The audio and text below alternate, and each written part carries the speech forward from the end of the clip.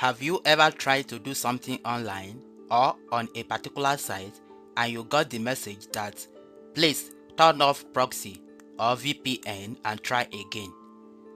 If you have such message, in this video I'm going to show you how to solve it. For example, I'm trying to do something on this site.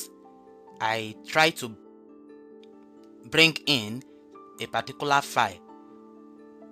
When I loaded it, it tried as if it will load, but all of a sudden I got this notification that turn off proxy or VPN and try again. So let's see how to solve it. To solve it, come to Start and open Settings. When the settings open, click on Network and Internet. Then come to Proxy. When you click on it, you can see here, use a proxy server. So if it is on, click to turn it off, then close this page and try again.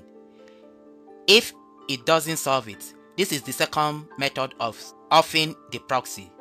Come back to Start, click on Settings, click on Network and Internet,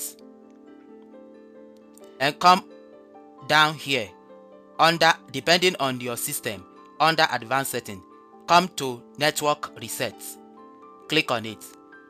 Then here you will see this will remove, then reinstall all your network adapters and set other network components back to their original setting.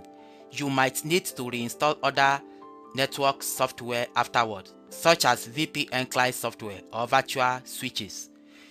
Click on Reset Now and click on Yes. So this will prompt you to reset your system. So you are about to be signed out. Windows will shut down in 5 minutes.